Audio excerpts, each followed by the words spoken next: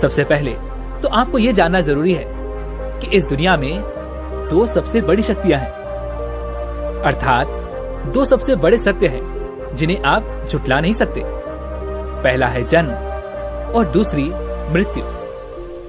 यदि आपके लिए जन्म लेना अच्छी किस्मत है तो मृत्यु को प्राप्त होना बुरी किस्मत कहा जा सकता है। लेकिन शायद आप कहीं पर कुछ गलती कर रहे हैं। अगर अच्छी किस्मत यानी जन्म लेना है तो जन्म लेने के बाद ही तो सारी समस्याएं उत्पन्न होती हैं। घर में झगड़े, तरह तरह का तनाव, तरह तरह की समस्याएं, धन दौलत, मान सम्मान, पद प्रतिष्ठा और भी न जाने क्या क्या। किंतु मृत्यु के बाद ऐसा कुछ भी नहीं होता, बल्कि सब कुछ शांत हो जाता है।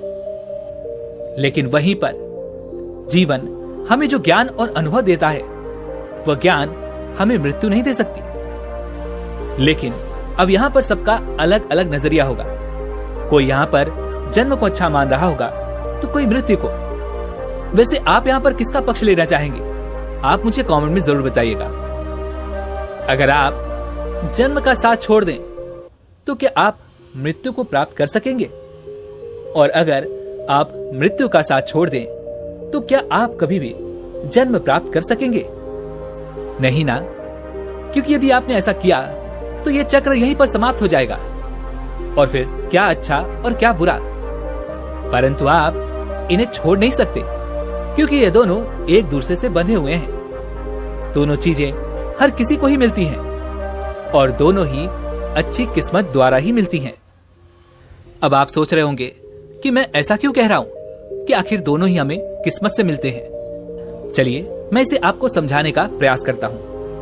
आपने अपने आसपास या फिर अपने किसी भी करीबी के साथ ये होते हुए देखा होगा।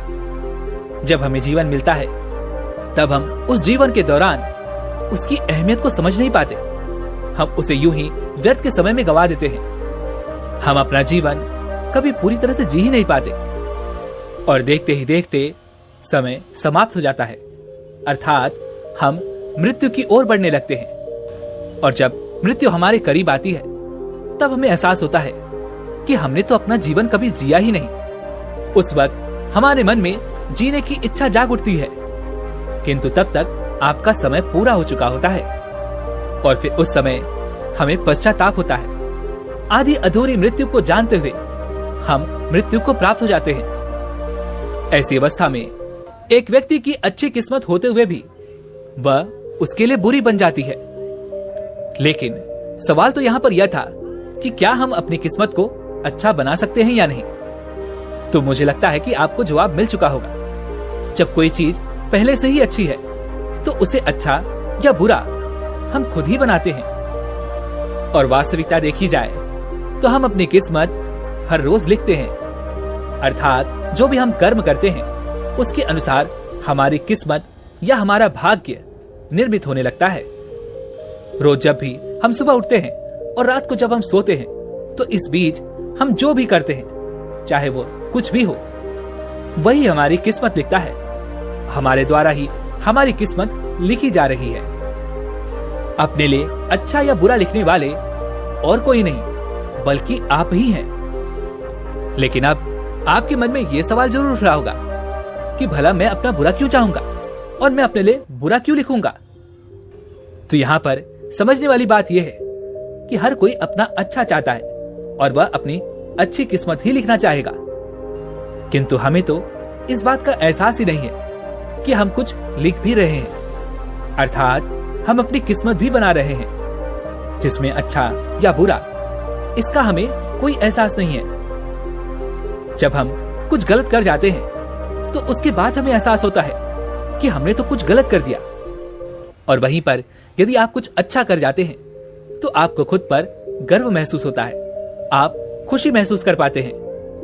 वहीं पर यदि कुछ बुरा हो तो आपको पछतावा भी महसूस होता है, बुरा लगता है। लेकिन ये दोनों कार्य करते समय हमें कुछ भी पता नहीं होता, बस हम कार्य कर देते हैं और बाद में हमें इसका एहसास होता है कि वह कार्य हमने अच्छा किया या बुरा। अब आप इतना तो समझ चुके होंगे कि आपकी अपनी किस्मत किसी दूसरे के हाथों में नहीं बल्कि आपके हाथों में ही है। सब कुछ आप ही के अनुसार तो हो रहा है। जैसा आपने किया था बिल्कुल वैसा ही आपको फिर से मिल रहा है। जैसे कि अगर आपके साथ सब कुछ अच्छा होता है तो आप कहते हैं ये मेरे पुण्य कर्मों के फल है, ये तो मेरी मेहनत का नतीजा है। लेकिन वहीं पर यदि आपके साथ कुछ बुरा होता है तो आप तुरंत कहते हैं मेरी तो किस्मत ही खराब है, न जाने मैंने ऐसा क्या कर दिया था जो मेरे साथ ऐसा हो रहा है। लेकिन आप वहां पर एक चीज भूल रहे हैं कि आप अपनी कमियों पर ध्यान नहीं दे रहे, बल्कि आप अपनी कमियों को छुपाने की कोशिश कर रहे हैं, और वह भी अपनी किस्मत का सहारा लेकर। और जब कोई व्यक्ति ऐसा करता है तो वह साफ तौर पर वहां से बच निकलता है और सारा दोष किस्मत को दे देता है, क्योंकि आप यही कहना चाहते हैं कि मैंने तो सब कुछ अच्छा किया था, मैंने तो भरपूर मेहनत भी की थी, लेकिन उसके बाद भी मैं अपने लक्ष्य तक पहुंच नहीं पाया।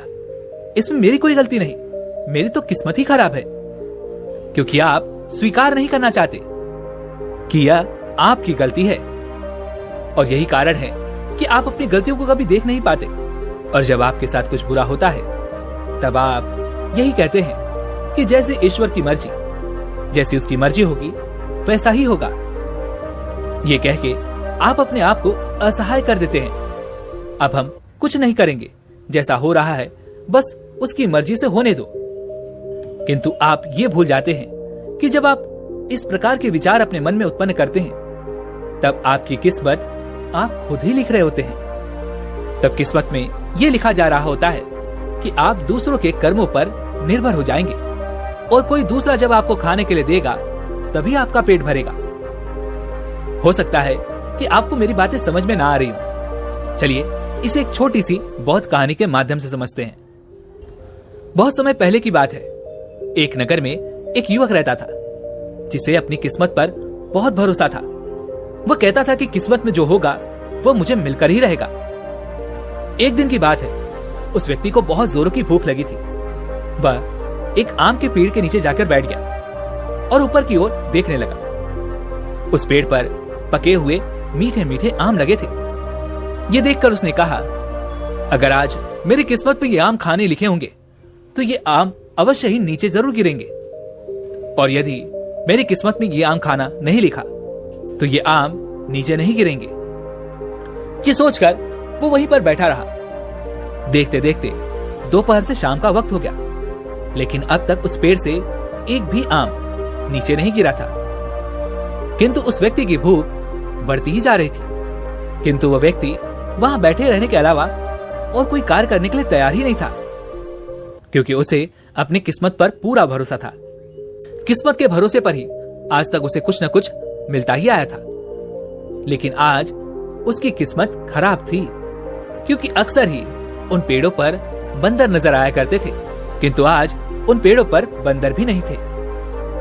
जब उससे भूख सही नहीं गई, आकाश की ओर देखा और कहा, हे ईश्वर, मैं तेरा भक्त हूँ, मुझ पर कृपा करो, मुझे भूख लगी है, बस एक आम नीचे गिरा दो। लेकिन आज शायद ईश्वर भी उसकी मदद नहीं करना चाहते थे। आज ईश्वर उससे रुष्ट हो गए थे। बहुत देर तक इंतजार करने के बाद भी पेड़ से कोई भी आम नीचे नहीं गिरा। अब उसे पूरा विश्वास हो चुका था कि उसकी किस्मत खराब हो गई है, लेकिन अब वो क्या करे? उसके लिए तो कोई भी रास्ता भी नहीं बचा था। काफी देर सोच विचार करने के बाद वो भागता हुआ एक बौद्ध भिक्षु के पास जा पहुंचा। वह युवक उन्हें प्रणाम करके कहता है, हे गुरुवर, आज तक मेरी किस्मत बहुत अच्छी थी। मैं जो कुछ चाहता था वो मुझे जरूर मिल जाता था, लेकिन आज मेरी किस्मत बहुत खराब चल रही है, क्योंकि जो मैं चाहता हूं वो मुझे नहीं मिल रहा। लेकिन मैं अपनी किस्मत को पहले जैसा करना चाहता हूं, मैं उसके लिए क्या करूं? इस पर वो बौद्ध भिक्षु उस युवक से कहते हैं, तुम वह करो जो तुम नहीं कर रहे हो। इस पर वो व्यक्ति कुछ देर सोच विचार कर उन बौद्ध भिक्षु से कहता है, हे गुरुवर, मैं तो वो सब कुछ कर रहा हूं जो मुझे करना चाहिए, फिर भी उस पेड़ से मेरे लिए एक आम तक नीचे नहीं गिरा। इस पर वो बौद्ध भिक्षु उस युवक से कहते हैं, भंते, तुम उस पेड़ के नीचे फिर से जाओ और एक पैर पे खड़े हो जाओ। देखना तुम्हारे लिए उस पेड़ से आम जरूर गिरेगा, लेकिन ध्यान रहे जब तक आम उस पेड़ से ना गिरे तब तक तुम एक ही पैर पर खड़े रहना। उस युवक ने उन बौद्ध भिक्षु की बात मान ली। वो दौड़ा दौड़ा वापस से उस पेड़ के नीचे जा पहुंचा और एक पैर पर जाकर खड़ा हो गया। देखते ही देखते काफी वक्त बीत चुका था, लेकिन अब तक आम के पेड़ से एक भी आम नीचे नहीं गिरा था। बहुत समय निकलने के बाद उसके लिए एक पैर पर खड़े रहना भी बहुत मुश्किल हो चुका था। देखते ही देखते अचानक वो गिर पड़ा और जैसे तैसे उसने खुद को संभाला। वह एक बार फिर से खड़ा हुआ और उन बौद्ध भिक्षु के पास जा पहुंचा और उनसे कहने लगा, हे गुरुवर, लगता है मेरी तो किस्मत ही खराब है। आपके कहे अनुसार मैंने सब कुछ किया। मैं जाकर उस पेड़ के नीचे एक पैर पर खड़ा हो गया, तब भी उस पेड़ से एक आम तक नहीं गिरा।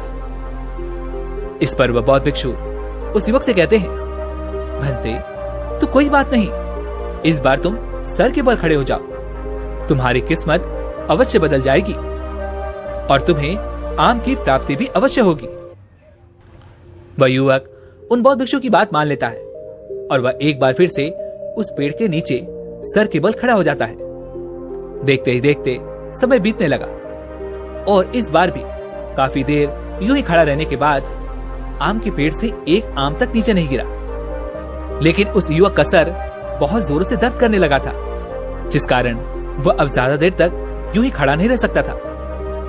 इसलिए एक बार फिर से वह अपने पैरों के बल खड़ा हुआ और दौड़ता हुआ उन बौद्ध भिक्षु के पास जा पहुंचा और उन बौद्ध भिक्षु से कहता है, हे गुरुवर, लगता है मेरी किस्मत फूट चुकी है। जैसा आपने कहा था मैंने वैसा ही किया, लेकिन अब भी मेरे लिए उस पेड़ से एक आम तक नीचे नहीं गिर रहा। हे गुरुवर, अब आप ही कोई उपाय बताइए, मैं क्या करूं? इस पर वो बौद्ध भिक्षु उस युवक से कहते हैं, कोई बात नहीं, एक काम करो, तुम वापस से उन आम के पेड़ों के पास जाओ और उन पर चढ़कर उन सभी आमों से प्रार्थना करो ताकि वह तुम्हारे लिए पेड़ से नीचे गिर जाएं, जिससे तुम्हारी किस्मत भी बदल जाएगी और तुम्हें आम की प्राप्ति भी हो जाएगी। किंतु याद रखना, जब तक आम पेड़ से ना गिरे तब तक तुम उनसे प्रार्थना करते ही रहना। उस युवक ने उन बौद्ध भिक्षु की बात मान ली। उन्हें धन्यवाद करके वह एक बार फिर से उन पेड़ों के पास जा पहुंचा और देखते ही देखते वह एक आम के पेड़ पर जा चढ़ा और अब उसने दोनों हाथ जोड़कर उन सभी आमों से प्रार्थना करनी शुरू कर दी ताकि वह आम जमीन पर गिर जाए, ताकि उसे आम की प्राप्ति हो सके और वह अपनी भूख मिटा सके।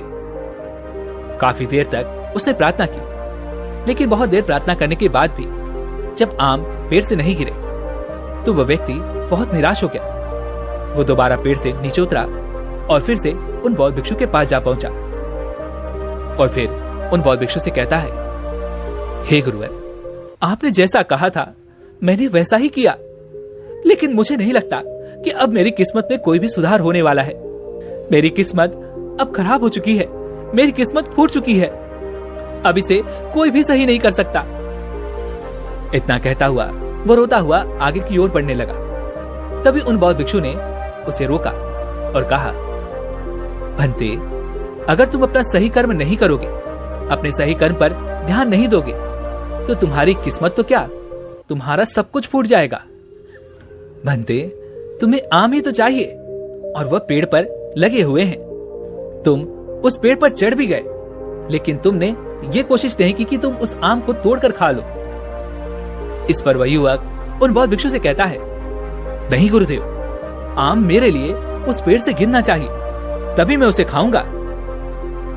इस पर उन बौद्ध भिक्षु ने उस व्यक्ति को समझाने की बहुत कोशिश की कि यदि वह पेड़ पर चढ़ सकता है तो आम भी तोड़ सकता है और उन आमों को वह खुद भी खा सकता है और दूसरों को भी खिला सकता है। लेकिन वह व्यक्ति अपनी जिद पर अड़ा हुआ था। वो चाहता था कि आम उसके लिए स्वयं ही नीचे गिरे। इस पर बौद्ध भिक्षु उस युवक से कहते हैं, भंते, बताओ वो आम का पेड़ कहाँ है, मैं तुम्हारे साथ चलता हूँ। इतना कहने के बाद वह बौद्ध भिक्षु उस युवक के साथ उस आम के पेड़ के पास जा पहुंचे। इसके बाद उन्होंने आसपास खड़े कुछ छोटे बच्चों को अपने पास बुलाया और उनके कानों में कुछ कहा। तभी उन बच्चों ने नीचे से छोटे छोटे पत्थर उठाए और आमों पर निशाना साधना शुरू कर दिया। वो छोटे छोटे बच्चे उस पेड़ पर निशाना लगाकर बहुत से आम तोड़ रहे थे। यह देखकर वो व्यक्ति बड़ा प्रसन्न हुआ। उसे लगने लगा कि अब तो मुझे आम मिल ही जाएगा, कोई न कोई आम तो अपने आप जरूर गिरेगा और मैं उसे खा लूंगा। उन बच्चों ने कुछ देर आम तोड़ने के बाद वो सारा आम बटोरा और वे सभी लेकर उसे रफूचक्कर हो गए। वह व्यक्ति वहां खड़ा देखता ही रह गया, लेकिन अब तक उसे एक भी आम नहीं मिला। यह देखकर वह मन ही मन रोने लगा। वह काफी निराश हो चुका था। तभी अचानक उस पेड़ से एक आम नीचे गिरा। यह देखकर वो व्यक्ति बड़ा प्रसन्न हुआ। वह खुशी के मारे उछल पड़ा। वह खुशी के मारे पागल सा हो गया और जोर जोर से चिल्लाने लगा, मेरी किस्मत वापस मेरे साथ आ गई है, मेरी किस्मत वापस अच्छी हो गई है। उसने वो आम उठाया और फटाफट खा लिया। वो बौद्ध भिक्षु वहीं पर खड़े थे। उन्होंने उस युवक को समझाते हुए कहा, भंते, जब तुम केवल अपने किस्मत के भरोसे पर रहोगे तो तुम्हें इसी प्रकार केवल एक आम से संतुष्टि करनी होगी। किंतु यदि तुम खुद पर भरोसा करोगे तो तुम भी उन बच्चों की तरह अनगिनत फल तोड़ सकते हो और उन्हें ग्रहण कर सकते हो। आगे वह बौद्ध भिक्षु उस युवक को समझाते हुए कहते हैं, भंते, जब हम अपने से ज्यादा अपनी किस्मत पर भरोसा करने लगते हैं तब हमारी किस्मत ऐसे ही फूट जाती है। और ऐसा इसलिए होता है क्योंकि हमें खुद पर भरोसा ही नहीं है। हमें तो भरोसा अपनी किस्मत पर है और जो हमारी किस्मत में होगा वही हमें मिलेगा। उससे ज्यादा हमें और कुछ नहीं चाहिए। ऐसा सोचना ही गलत है, क्योंकि यदि तुम खुद पर भरोसा करोगे तो तुम अपनी किस्मत से कहीं ज्यादा पा सकते हो। क्योंकि जब हम अपने कर्म पर भरोसा करते हैं तब किस्मत अच्छी हो या बुरी इससे कोई फर्क नहीं पड़ता। हमें तो बेहतर से बेहतर ही मिलता रहता है। किस्मत को बनाना या बिगाड़ना ये हमारे कर्मों पर निर्भर करता है। जैसे आप कर्म करेंगे वैसा ही फल आपको मिलेगा। अर्थात यदि आप आज अच्छा कर्म करते हैं तो आपको भविष्य में अच्छा फल ही मिलेगा। वहीं पर यदि आप आज बुरे कर्म करते हैं और ये सोचते हैं कि आपको आगे चलकर अच्छा फल मिलेगा तो ऐसा कभी नहीं होगा। इसलिए यदि तुम अपनी किस्मत सचमुच सुधारना चाहते हो तो सबसे पहले अपने कर्मों को सुधारो। केवल इस तरह बैठे रहने से तुम्हें कुछ भी हासिल नहीं होगा। यदि तुम्हें कुछ पाना है तो तुम्हें उसके लिए कर्म तो करना ही होगा। जैसे यदि तुम्हारे सामने भिन्न भिन्न प्रकार के व्यंजन रखे हुए हैं तो क्या वो सारे व्यंजन तुम्हारे मुंह में अपने आप ही चले जाएंगे? इस पर वह युवक जवाब देते हुए कहता है, नहीं गुरुवर, वो मेरे मुंह में अपने आप कैसे चले जाएंगे? मुझे स्वयं ही उन्हें उठाना होगा और अपने मुख में डालना होगा। इस पर वह बौद्ध भिक्षु उस युवक से कहते हैं, ठीक इसी प्रकार यदि तुम्हें अपनी किस्मत सुधारनी है तो तुम्हें खुद ही कर्म करने होंगे।